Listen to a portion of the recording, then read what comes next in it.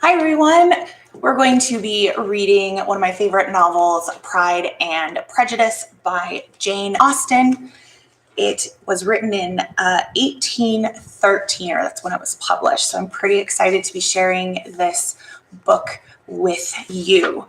There are 3 volumes, so 3 parts, and we are starting right here at Volume 1, Chapter 1. It is a truth universally acknowledged that a single man in possession of a good fortune must be in want of a wife. However little known the feelings or views of such a man may be on his first entering a neighborhood, this truth is so well fixed in the minds of the surrounding families that he is considered as the rightful property of some one or other of their daughters. "My dear Mr. Bennet," said his lady to him one day, "have you heard that Netherfield Park is let at last?" Mr. Bennet replied that he had not. "But it is," returned she, "for Mrs. Long has just been here, and he told me all about it." Mr. Bennet made no answer. "Do not you want to know who has taken it?" cried his wife impatiently. "You want to tell me, and I have no objections to hearing it." This was invitation enough. "Why, my dear, you must know. Mrs. Long says that Netherfield is taken by a young man of large fortune from the north of England, that he came down on Monday in a chaise and 4 to see the place, and was so much delighted with it that he agreed with Mr. Morris immediately that he is to take possession before Michaelmas, and some of his servants are to be in the house by the end of next week." "What is his name?" "Bingley." "Is he married or single?" "Oh, single, my dear, to be sure. A single man of large fortune, 4,000 or 5,000 a year. What a fine thing for our girls!" "How so? How can it affect them?" "My dear Mr. Bennet," replied his wife, "how can you be so tiresome? You must know that I am thinking of his marrying one of them." "Is that his design in settling here?" "Design? Nonsense! How can you talk so? But it is very likely that he may fall in love with one of them, and therefore you must visit him as soon as he comes." "I see no occasion for that. You and the girls may go, or you may send them by themselves, which perhaps will be still better, for as you are as handsome as any of them, Mr. Bingley might like you the best of the party." "My dear, you flatter me.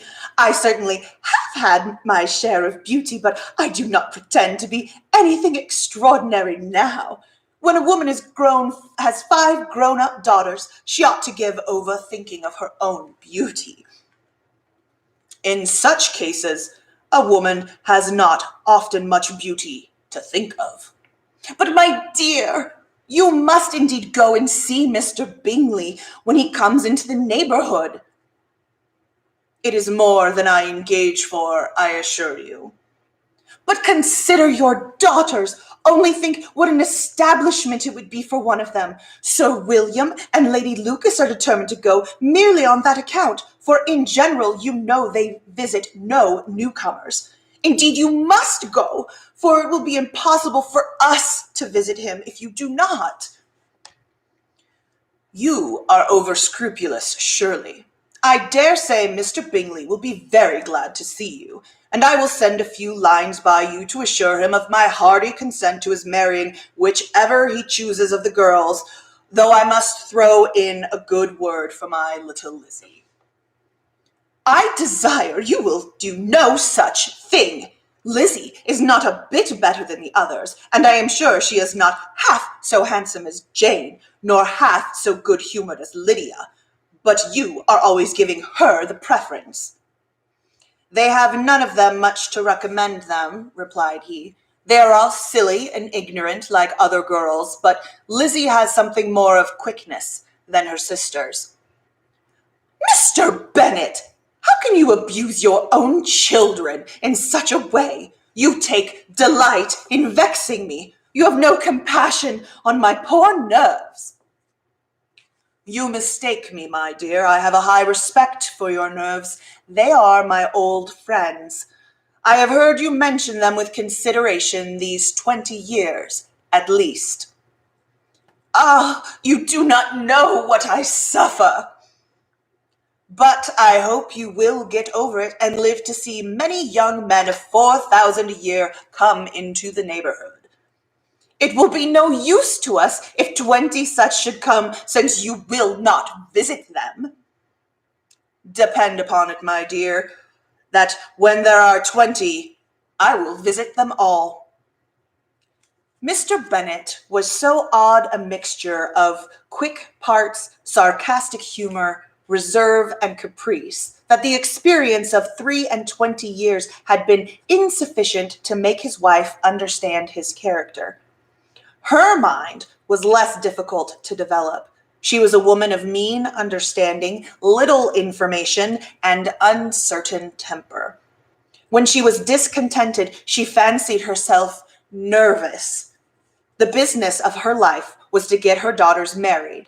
Its solace was visiting and news. And that is the end of chapter 1. Chapter 2 will be coming soon. Bye.